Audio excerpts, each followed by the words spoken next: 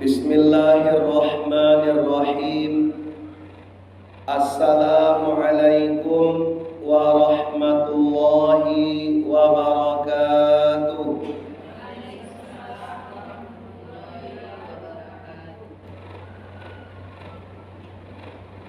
Alhamdulillahi rabbil alamin.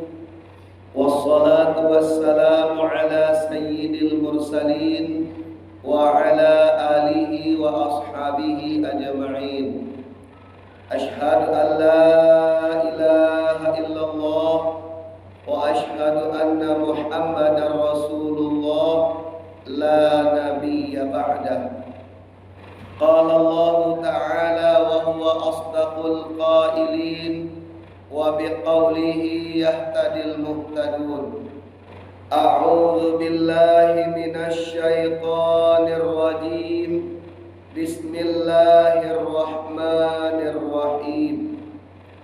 Subhanalladzi asra bi 'abdihi lailan minal masjidil haram ilal masjidil aqsa alladzi barakna haulahu linuriyahu min ayatina innahu huwas samiul basir. Shadaqallahul azim. Subhanaka la ilma lana illa ma 'allamtana innaka antal alimul hakim. Allahumma inna nas'aluka ridhaka wal jannah wa na'udzu bika min sakhatika wan nar. Amin ya rabbal alamin.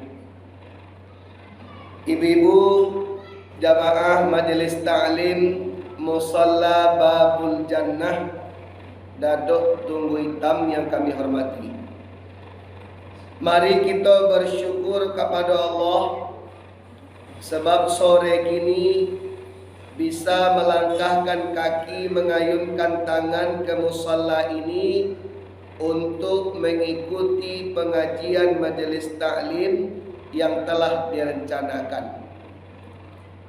Mudah-mudahan acara yang kita ikuti ini dicatat oleh Allah sebagai amal ibadah untuk kita semua. Amin ya rabbal alamin. Ibu-ibu jamaah yang berbahagia, selanjutnya kita bersalawat kepada junjungan alam Nabi besar Muhammad sallallahu alaihi wasallam.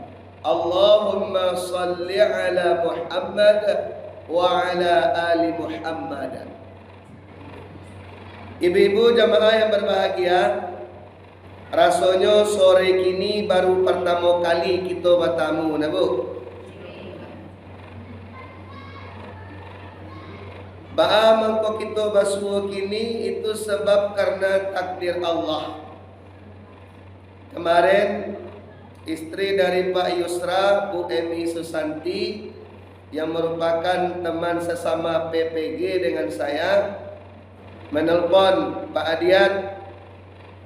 Iya Bu, keciamu lain bisa Pak maisi ceramah majelis taklim di musalla dekat rumah Ambo di Tunggu Hitam.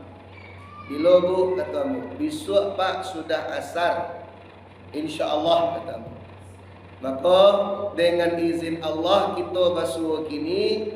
Tadi de ibu baru pertama kali mungkin basuh jambo, nama ambo lonjaleh bana. Tadi tasabui al-hidayat, samananya al-adiyat. Kalau mencari nama ambo murahnya Bu, buka saya Al-Quran juz 30 surah nomor 100, nama surahnya Al-Adiyat, nama ambo diambil dari nama surah itu.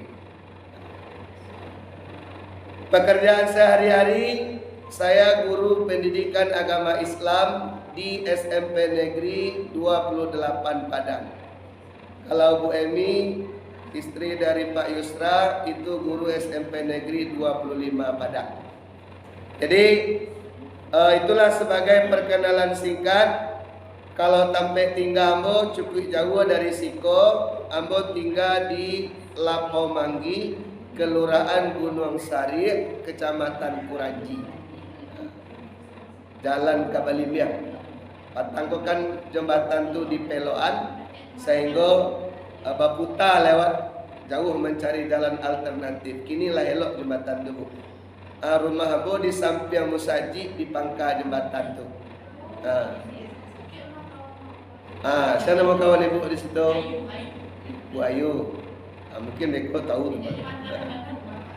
Ya. Sehari-hari ambo juga mengajar di TPQ di Masjid Al-Wusta tersebut. Ibu-ibu, sengaja acara kini ambo rekam pakai HP, bisa beko ibu tonton ulang di akun YouTube ambo Ustadz Al-Adiyat. Ibu ketik saja ceramah Ustadz Al-Adiyat. Itu banyak di situ yang Allah ambo upload. Silakan ibu-ibu kalau berminat mendengar silakan dicari. Jangan lupa like, komen dan subscribe. Ini nama ibu-ibu mensubscribe ke cik serang wah. Alhamdulillah. Baiklah ibu-ibu, kita masuk ke pengajian lain. Karena sekarang kita berada di bulan Rajab. Bulan Rajab merupakan bulan terjadinya peristiwa Isra dan Mi'raj pada diri Nabi Muhammad sallallahu alaihi wasallam. Maka pembahasan pengajian kita sore ini mencoba menelaah apa hikmah memperingati peristiwa Isra dan Mi'raj. Kalau beliau mau tanya bu, lain takana aja deh ibu, lain tiok tanggal bara kita memperingati Isra Mi'raj 27 Rajab. Bahkan dahulu ketika masih di MDA mengaji, masuk muda ibu-ibu kan masih diajar nyanyi dek guru kita tuh. 27 Rajab Nabi Muhammad Isra dari Masjidil Haram ke Masjidil Aqsa. Tuhan tunjukkan tanda-tanda kebesarannya. Apa lagi bu? Untuk tamsilan bagi umat Islam sedunia. Cik-cik lah banyak nak lupa ibu. Tapi kalau mau tukar lagu pasti bisa ibu menyambung. Ada ndak aku dah. Lagu-lagu kini kau. Aku merindu. Ku yakin kau tahu. Itu tentu deh ibu. Ibu jamaah dimuliakan Allah. Baik.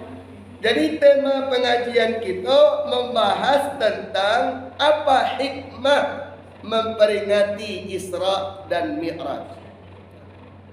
Ibu-ibu, yang pertama hikmahnya ialah Isra dan Mi'raj itu adalah bukti kebesaran kekuasaan Allah.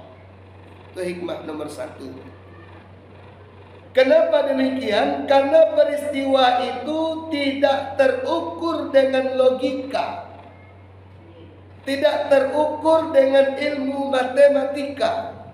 Jarak yang begitu jauh perjalanannya ditempuh dalam waktu yang singkat.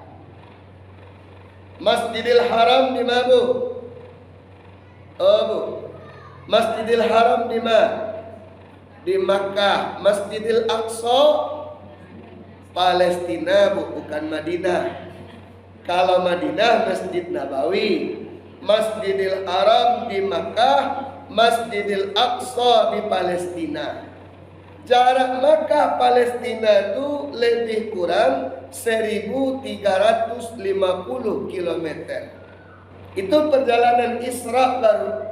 Sedangkan Mi'raj itu artinya naik. Allah Ta'ala mengangkat Nabi Muhammad menembus 7 lapis langit sampai ke puncak yang paling jauh yang disebut dengan Sidratul Muntaha. Bahwa peristiwa itu benar-benar terjadi tidak bisa kita bantah karena Al-Quran mengatakannya di surah Bani Israel ayat yang pertama atau surah Al-Isra. Subhanalladzi asra bi abdihi lailam minal masjidil haram ilal masjidil aqsa. Maha suci Allah yang telah memperjalankan hambanya Muhammad sallallahu alaihi wasallam dari Masjidil Haram ke Masjidil Aqsa. Bapak dan Ibu jamaah yang dimuliakan Allah. Oleh karena itu, jaraknya begitu jauh, waktunya sangat singkat. Kalau bukan yang maha kuasa yang berkehendak, yang berbuat, tidak mungkin peristiwa itu terjadi. Makanya peristiwa Isra Mi'raj itu merupakan salah satu mukjizat, tanda kebesaran Allah yang ada pada diri, yang terjadi pada diri Nabi Muhammad sallallahu alaihi wasallam. Orang-orang kafir Quraisy itu, karena dia mengukur kebenaran Isra Mi'raj itu dengan logikanya, dengan akalnya, sedangkan itu tidak masuk akal, mereka menuduh Nabi Muhammad sudah gila. Menuduh Nabi Muhammad sudah gila. Bapak dan Ibu jamaah yang dimuliakan Allah, sepulang dari Isra Mi'raj, Nabi termenung di depan rumahnya. Lalu lewat Abu Jahal. Apa kata Abu Jahal? Muhammad, apa yang membuat engkau termenung pagi ini?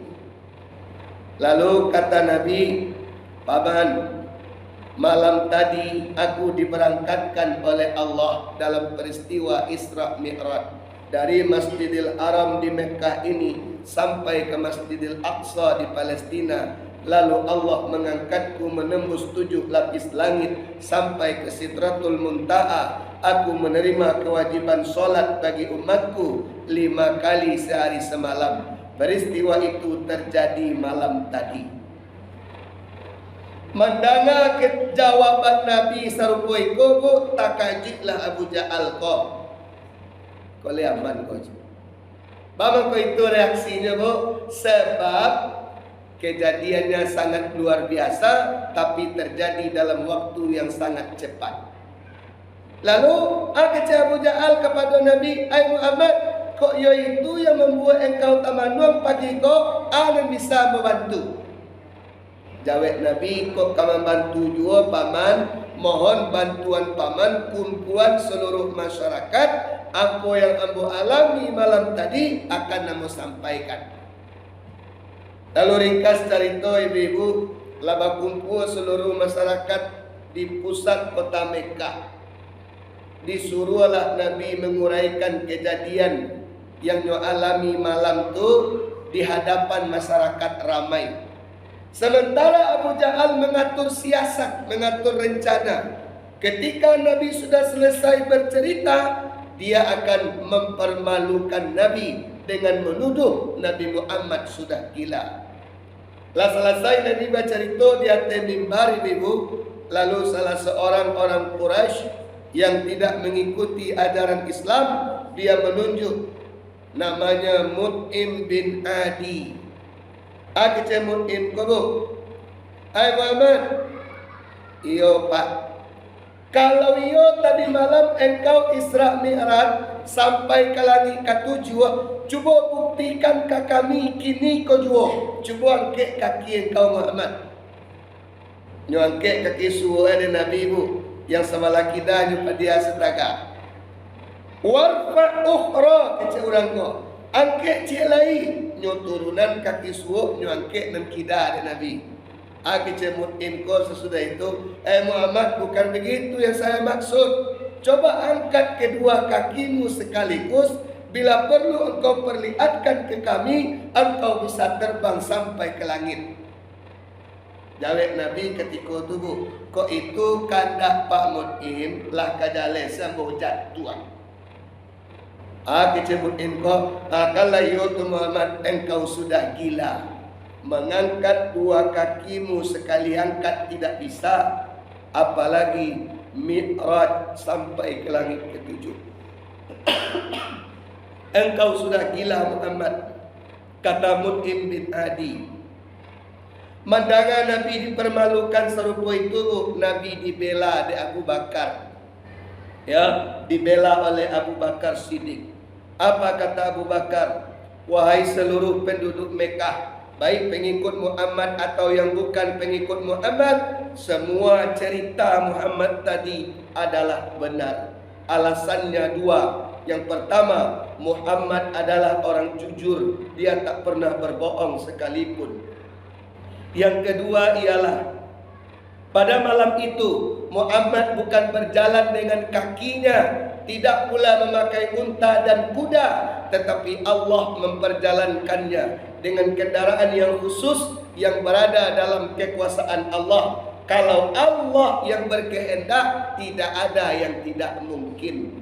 Innallaha ala kulli syai'in qadir. Innallaha ala kulli syai'in qadir. Nyobaco de Abu Bakar surat Bani Israel ayat 1 tadi, subhanalladzi asra bi abdihi lailan minal masjidil harami ilal masjidil aqsa alladzi barakna haulahu linuriyahu min ayatina innahu huwas samiul basir.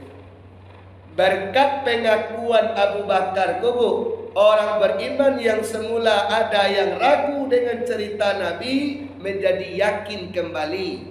Tapi orang-orang kafir Quraisy yang sejak semula memang memusuhi Nabi tambah tidak yakin, bahkan semakin menjadi-jadi menuduh Nabi Muhammad sebagai orang yang sudah gila. Maka ibu, pola pikir model Abu Bakar kola yang harus awak yakini.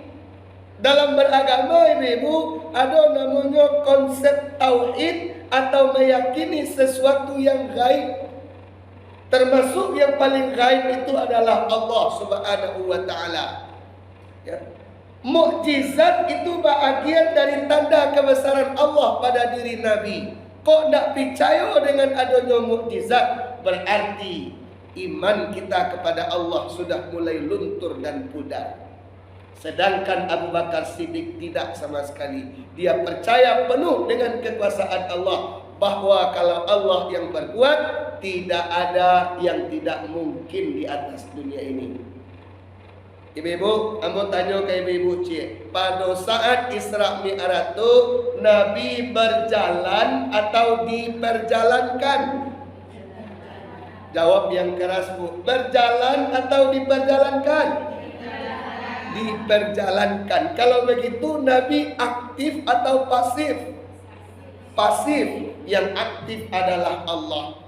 Nabi pasif. Nabi hanya sebagai objek daripada perbuatan tersebut, Isra Mi'raj tersebut. Yang berbuat berkehendak adalah Allah Subhanahu wa ta'ala. Ibu-ibu jamaah yang dimuliakan Allah. Ya. Kalau Allah berkehendak, hal yang tidak mungkin bisa terjadi. Bu, mohon maaf bu, ambo bertanya. Lain mungkin ibu-ibu bisa punya anak kalau tidak punya suami? Tidak. Tapi kenapa Maryam, wanita suci, bisa melahirkan anak yang bernama Isa alaihissalam? Lihat dong, suami Maryam bu? Tidak. Keberadaan Nabi Isa adalah mukjizat Allah Subhanahu wa ta'ala. Dia terlahir ke muka bumi, tidak ada ayah, namun dengan kehendak Allah, Maryam pun tetap memiliki anak. Sebenarnya ada yang lebih ajaib daripada Isa bu. Siapa yo? Nabi Adam. Ayah ada, amma ada, tapi ada je.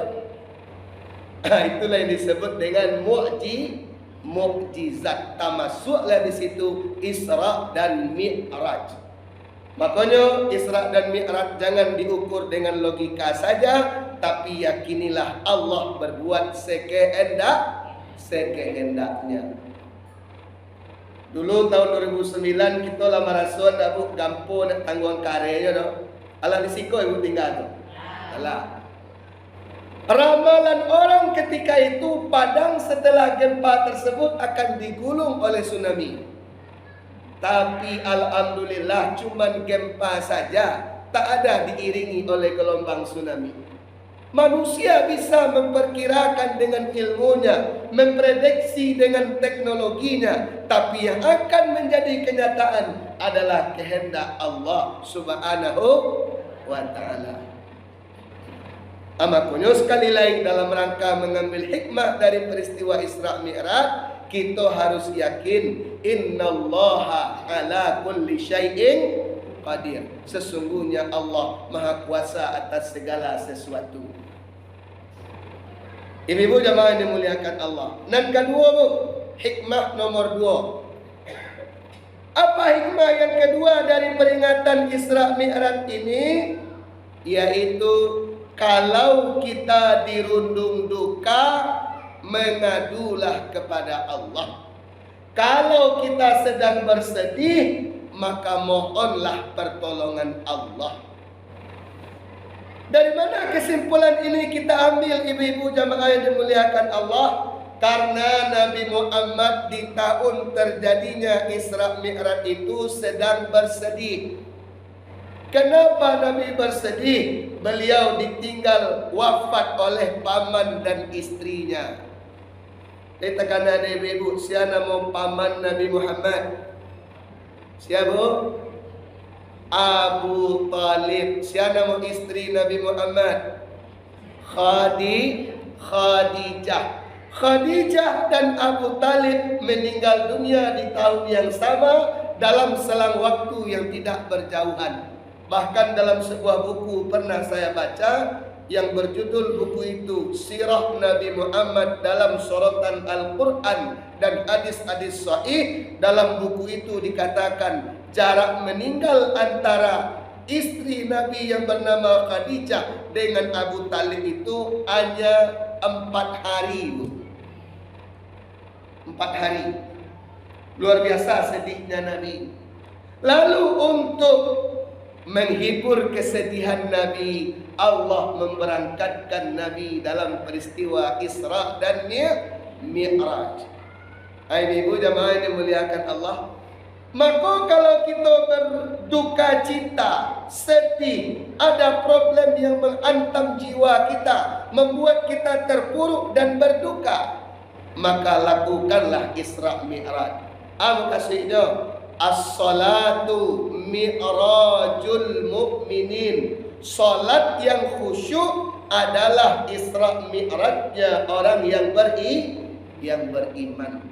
Kalau Nabi di barangkian mana ada Allah Ta'ala dari Masjidil Haram sampai ke Masjidil Aqsa sampai ke Sidratul Muntaha. Kalau kita cukup dengan mengerjakan solat yang khusyuk, selesai kita solat memohonlah kepada Allah. Apa problema yang kita hadapi, mohon kepada Allah agar memberikan solusinya. Ya ayyuhalladzina amanu sta'inu bis-sabri was-salah. Innallaha ma'as sabirin. Wahai orang-orang yang beriman, minta tolonglah kamu kepada Allah dengan sabar dan salat. Sesungguhnya Allah bersama orang-orang yang sabar. Ibu-ibu jamaah yang dimuliakan Allah, kalau kita pakai rawan baalah sedihnya Nabi kehilangan 2 orang tua, mungkin sangat bisa kita rasakan luar biasa sedihnya.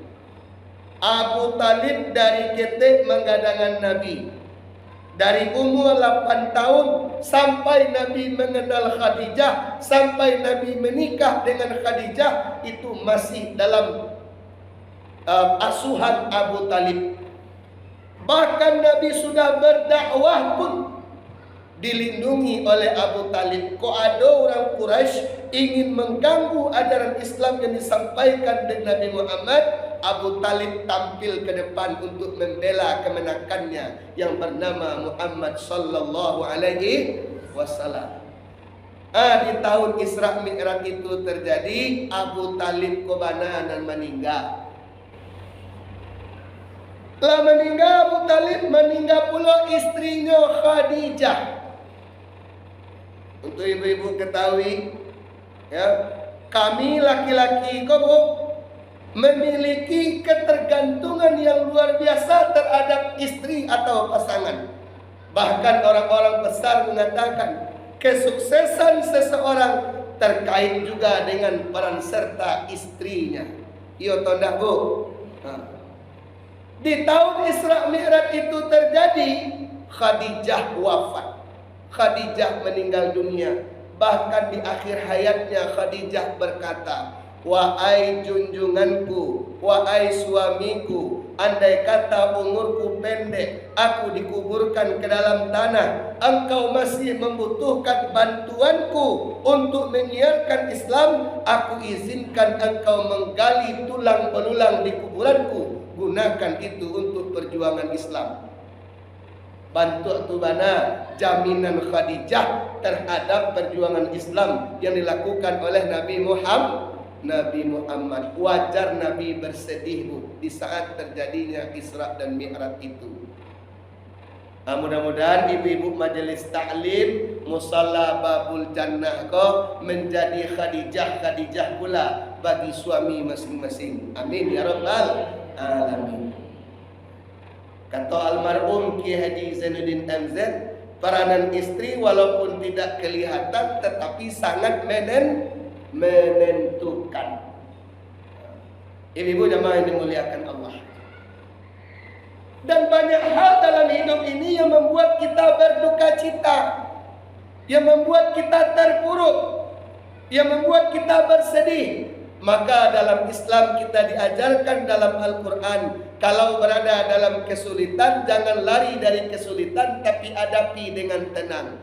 Inna ma'al usri yusra, fa inna ma'al usri yusra. Di balik kesulitan ada kemudahan, setelah kesulitan ada kemudahan. Sudah mendaki pasti menurun. Di balik pahitnya empedu tersimpan manisnya madu.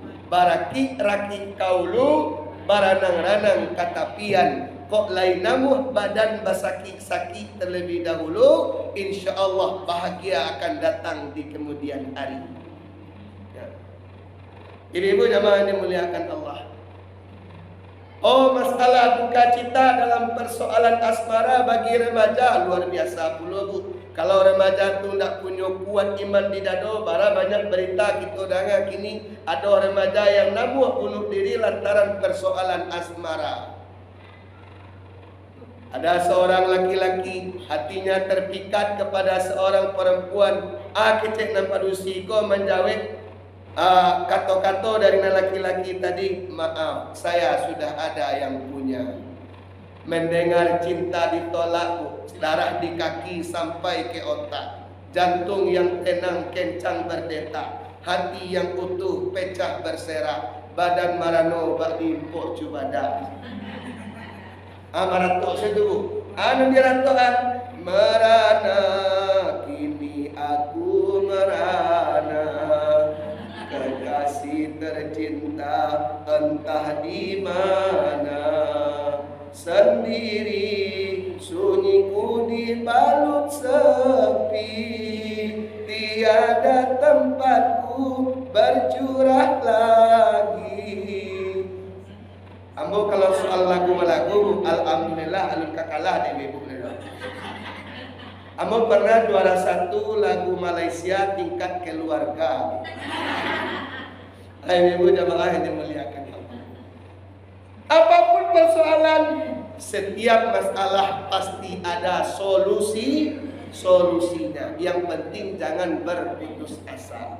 Hadapi dan mohon pertolongan Allah.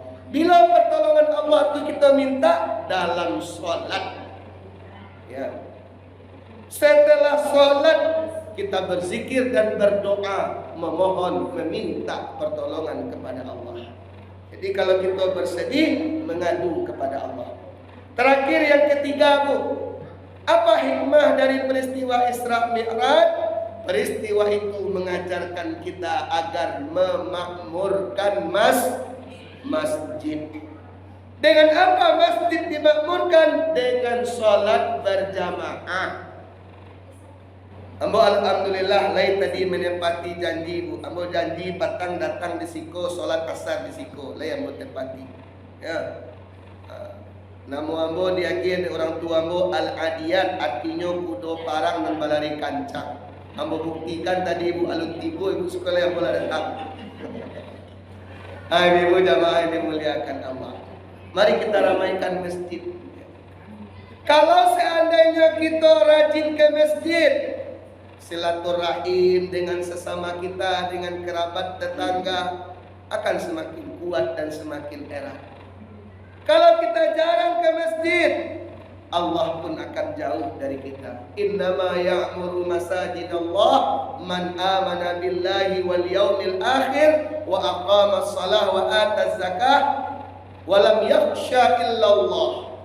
Yang bisa memakmurkan masjid itu hanya orang-orang yang beriman kepada Allah dan hari akhir, mendirikan salat, menunaikan zakat, dan tidak takut kepada apapun kecuali hanya takutnya kepada Allah Subhanahu wa taala. Jadi ibu-ibu, mari kita pertahankan kebiasaan kita meramaikan rumah Allah, masjid dan mushola. Sakurang-kurangnya bu, bila ada pengajian majelis taklim takakiniko, dan sampai ndak datang dan sampai ndak tiba. Bila ada peringatan hari besar Islam, hadirilah dan sampai tempo, dan sampai alfa gitu. Tanda kita memakmurkan rumah Allah, mengisi rumah Allah dengan kegiatan ibadah dan sosial. Nah, jadi itulah 3 ibu-ibu hikmah utama dari peringatan Isra Mi'raj. Yang pertama, bukti kebesaran kekuasaan Allah. Yang kedua, kalau dirundung duka mengadu kepada Allah. Dan yang ketiga, makmurkan masjid, ramaikan masjid, jangan tinggalkan masjid. Untuk materi ceramah ibu, saya rasa cukup demikian. Jika dirantang namuhnya panjang, elok dipunta anaknya singkek sakadar kabukuno. Kalau ada semua di ladang, boleh kita menumpang mandi. Kalau mulai panjang, mudah-mudahan kita basuh kembali. Kalau ada jarum nan patah dan disimpan dalam peti, kok ada kata-kata ambo yang salah dan dilaporkan ke polisi. Assalamualaikum warahmatullahi wabarakatuh.